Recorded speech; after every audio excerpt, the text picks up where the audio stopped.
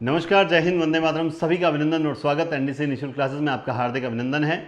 तो पिछले 2-3 दिन से एक जो न्यूज़ चल रही है, 2 दिन से नहीं बल्कि 2 दिन से 3-4 दिन से नहीं, मतलब 2 दिन से ही न्यूज़ चल रही है। राजस्थान सेट एग्ज़ाम है ना, स्टेट एलिजिबिलिटी टेस्ट। तो ये बिल्कुल वैसा ही है जैसा यूजीसी नेट का एग्ज़ाम होता है। अब इसको लेकर क्रेज है या क्रेज बनाया जा रहा है, तो वो मैं 2 दिन से देख रहा था। तो कुछ बच्चों ने कहा सर इस पर थोड़ी सी अगर जानकारी मिल जाए और आप भी एक वीडियो बनाओ, तो मैंने आज इस पर वीडियो बनाने का सोचा। और मैं इसमें आपको वो बोरिंग चीज़ें नहीं बताने वाला जो आपको पहले से पता है। मैं इस पर थोड़ी सी अलग से चर्चा करने वाला हूँ, इसको एक पूरी स्ट्रेटजी आपको समझाने वाला हूँ। तो आप ध्यान से समझें।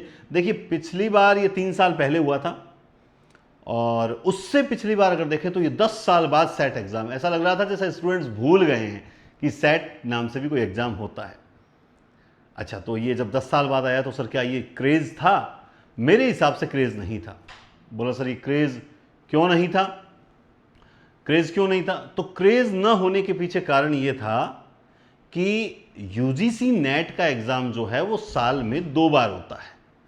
तो जब साल में कोई एक एग्ज़ाम है जो 2 बार हो रहा है और उस एग्ज़ाम के बल पर हम जो है वो भारत के किसी भी राज्य में जो है वो असिस्टेंट प्रोफेसर का एग्ज़ाम दे सकते हैं, तो फिर हमें सेट की क्या आवश्यकता?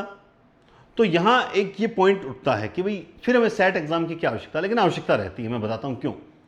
यूजीसी नेट का जो एग्ज़ाम होता है, जो स्पेशली मतलब असिस्टेंट प्रोफेसर वगैरह के लिए, पीएचडी के लिए भी आजकल होने लगे, उसमें 3 कैटेगरीज कर दी हैं।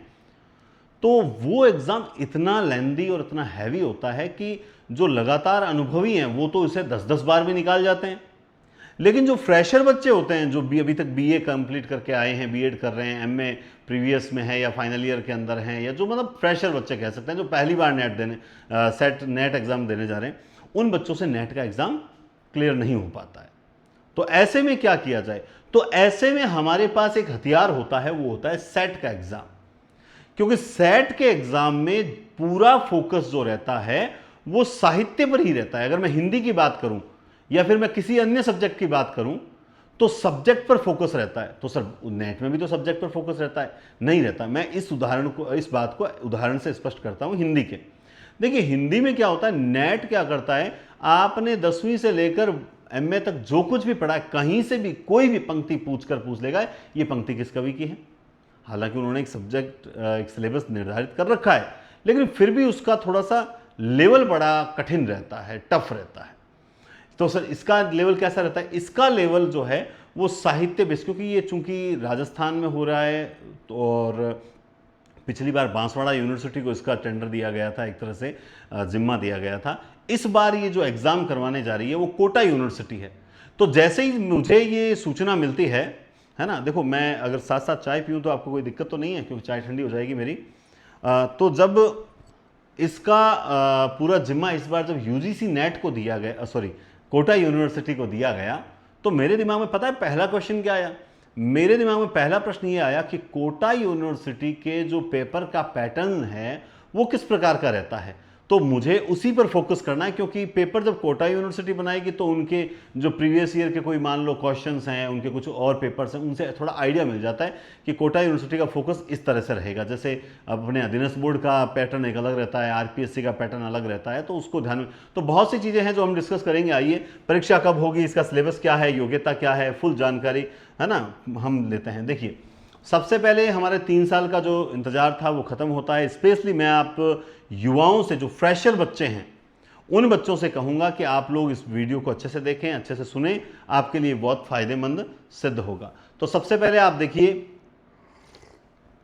3 साल का इंतजार खत्म, और यह क्यों उपयोगी है? तो अगर हम इस पर ध्यान गौर करें तो देखिए, सहायक जो असिस्टेंट प्रोफेसर है बनने का जो सपना देख रहे युवाओं के लिए ये एक अकादमिक रूपरेखा है। इस बार जो नोडल एजेंसी रहेगी वो कोटा रहेगी। कौन से रहेगी? Nodal agency Kota. इस बार कोटा के द्वारा ही, कोटा यूनिवर्सिटी के द्वारा ही पेपर करवाया जाएगा। और ये हमारे लिए एक सुनहरा अवसर है। क्यों हमारे लिए सुनहरा अवसर है? तो वो इसलिए है क्योंकि एक तो चाहे आप निजी विश्वविद्यालयों में अगर आप जा रहे हैं और आप चाहते हैं कि भाई चलो गवर्नमेंट नौकरी नहीं तो कोई प्राइवेट अच्छे कॉलेज में हमें जॉब मिल जाए, तो भी आपको सेट एग्ज़ाम अगर क्लियर है तो ही आपको कॉलेज में मतलब पढ़ाने का मौका मिलेगा। और कॉलेजों की बढ़ती संख्या, लगातार कॉलेजों की संख्या बढ़ रही है, गवर्नमेंट मिले ना मिले, कम से कम प्राइवेट में एक अच्छे पेमेंट तो मिल सकता है, तो नेट या सेट आपका क्लियर होना आवश्यक है। सहायक प्रोफेसर या लेक्चरर की भर्ती के लिए सेट नेट अनिवार्य है, बिल्कुल, इसमें कोई दो राय नहीं है।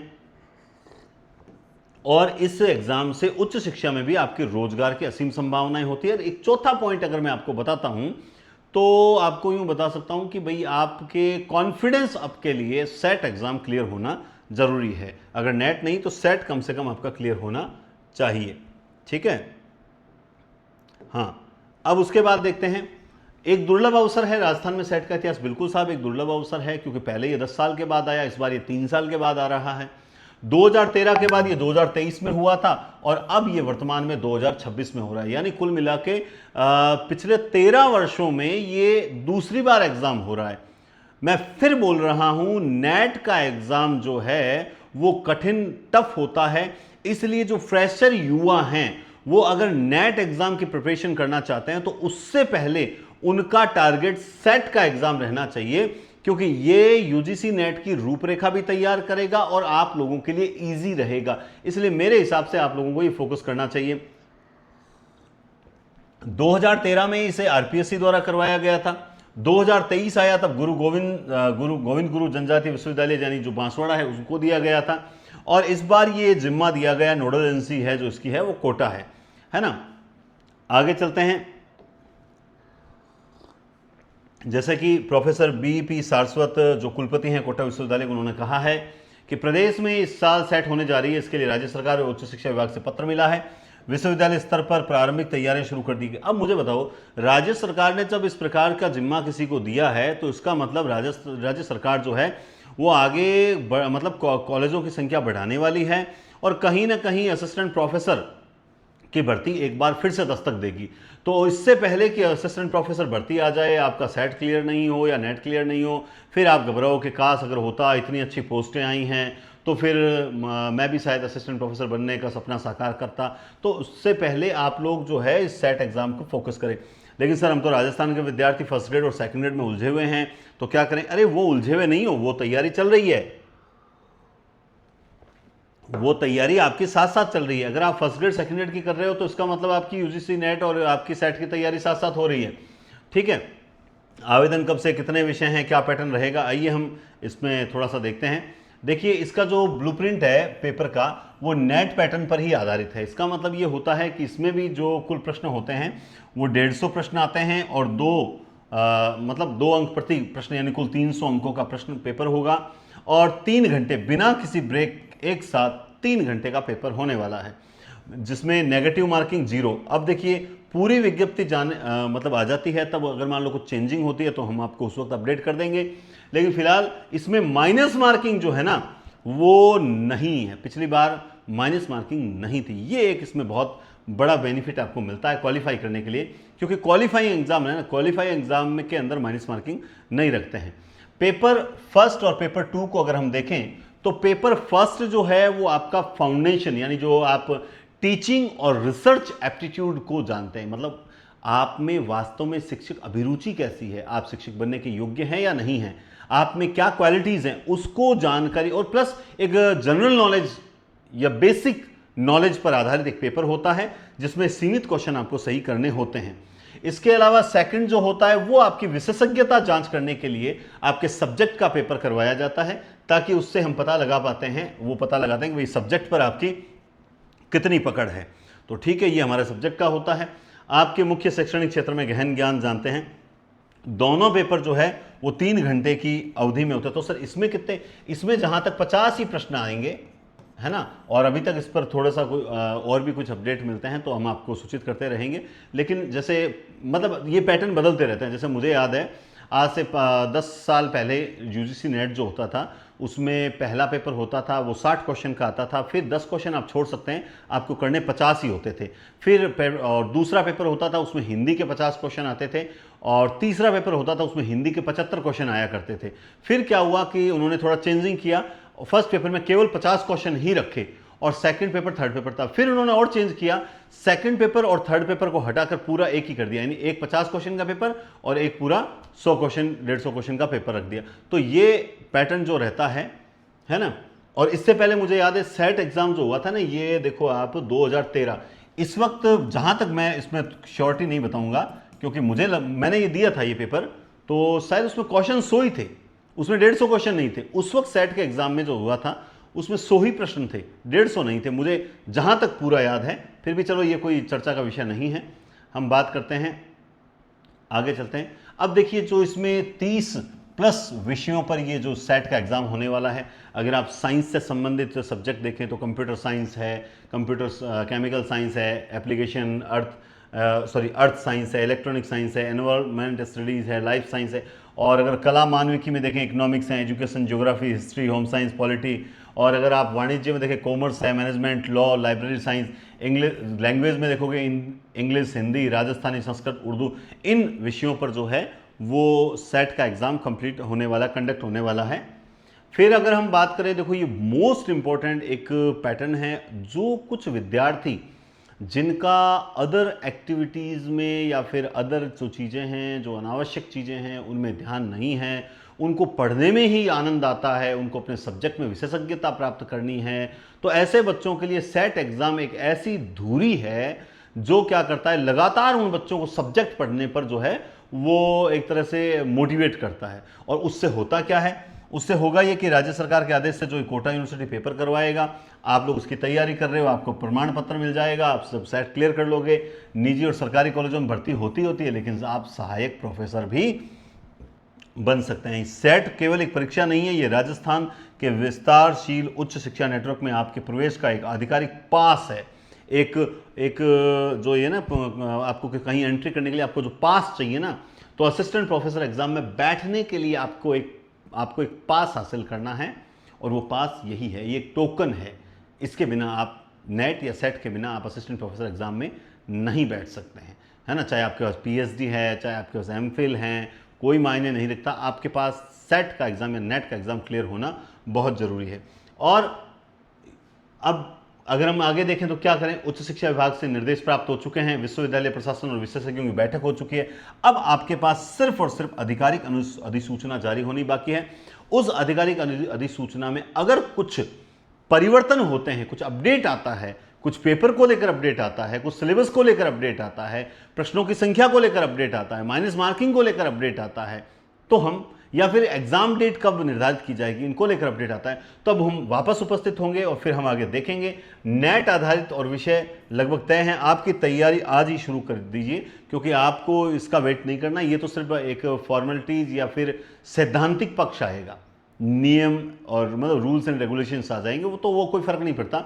वो तो हमें पता है कि हाँ, अपीयरिंग में आप फॉर्म भर सकते हैं, अपीयरिंग में आप फॉर्म भर सकते हैं, क्योंकि अब तक तो भरते आए हैं, लेकिन हो सकता है इस बार राजस्थान का नियम चल रहा है, जैसे आरपीएससी में अपीयरिंग में फॉर्म नहीं भर सकते, तो हो सकता है ये कुछ ऐसा अप्लाई कर दे, तो वो चीज़ें हम आगे देखेंगे। और अगर आप हिंदी सब्जेक्ट से तैयारी कर रहे हैं तो आपके इस सेट एग्जाम में साहित्य जो है सिर्फ वही इंपॉर्टेंट रहता है। साहित्य, अगर आप हिंदी से तैयारी करें तो आपके लिए साहित्य ही सबसे मेन है। और आप बाहरी राज्यों से हैं, यूपी से, बिहार से, और आप सेट एग्जाम देना चाहते हैं, तो आपके लिए हिंदी साहित्य का दिग्दर्शन एक छोटी सी किताब है जो पर्याप्त है, क्योंकि इसमें पूरा साहित्य का सार है। अगर इस किताब को आप अच्छे से पढ़ लेते हैं तो आपका असिस्टेंट प्रोफेसर हो, चाहे आपका सेट एग्जाम हो, चाहे नेट हो, साहित्य कहीं किसी भी राज्य का हो, वो साहित्य आपका कवर हो जाता है। तो आप अगर हिंदी से तैयारी कर रहे हैं तो आपके लिए ये किताब रामबाण साबित होगी। लेकिन जिन बच्चों के पास पहले से फर्स्ट ग्रेड या सेकंड ग्रेड की किताबें पढ़ी है, उनको ये किताब लेने की आवश्यकता नहीं, क्योंकि उनमें वही साहित्य अपडेटेड है। अच्छा सर, ये हमें कहाँ मिलेगी? इसके लिए आपको प्ले स्टोर पर जाना है और ये लोगो देख लीजिए, ये एनडीसी क्लासेस का लोगो है। आपको एनडीसी क्लासेस का एप्लीकेशन डाउनलोड करना है, उसे ओपन करना है। ओपन करने के बाद जो है आप इसे परचेज कर सकते हैं। इसमें बुक स्टोर आएगा, बुक स्टोर से आप परचेज कर सकते हैं। और फिर सर प्रैक्टिस कैसे करें? देखो, हालांकि जो फर्स्ट ग्रेड सेकंड ग्रेड की तैयारी करें उनके पास 5100 और 7100 बुक्स हैं। इसमें साहित्य से संबंधित बहुत तगड़े एमसीक्यू हैं, लेकिन स्पेशल सेट एग्जाम के लिए एक एमसीक्यू बुक भी निकाली जाएगी, इसमें कोई संदेह नहीं है। बहुत जल्द स्पेशल सेट एग्जाम के लिए जो है थ्योरी प्लस एमसीक्यू दोनों निकाली जाएगी। लेकिन अगर आप हिंदी साहित्य पढ़ रहे हैं, ये जो किताब है ना, इसमें खास बात क्या है, इसमें थ्योरी प्लस एमसीक्यू दोनों हैं। हिंदी साहित्य के दिग्दर्शन किताब में थ्योरी प्लस एमसीक्यू दोनों हैं। क्लियर है? तो हिंदी साहित्य दिग्दर्शन आप किताब ले सकते हैं, और एमसीक्यू किताब सेट के लिए अलग से निकाली जाएगी, क्योंकि थ्योरी तो आपकी ये हिंदी साहित्य दिग्दर्शन काम आ जाएगी, लेकिन एक एमसीक्यू स्पेशल रूप से निकाली जाएगी, वो सिलेबस आने के तुरंत बाद में। ठीक है? तो उम्मीद करता हूं सेट से संबंधित आपको कोई क्वेश्चन नहीं है। फिर भी अगर कोई क्वेश्चन रहता है आपका, तो नीचे कमेंट बॉक्स में आप कमेंट करें और पूछें ऐसा आपको क्या पूछना है। अगले वीडियो में अधिसूचना के बाद में हम फिर से एक बार उपस्थित होंगे और सेट से संबंधित सारी जानकारियां जो हैं वो प्राप्त करेंगे। बहुत बहुत धन्यवाद। Take care. शुभ दिन। वीडियो को शेयर करें, लाइक करें, सब्सक्राइब करें।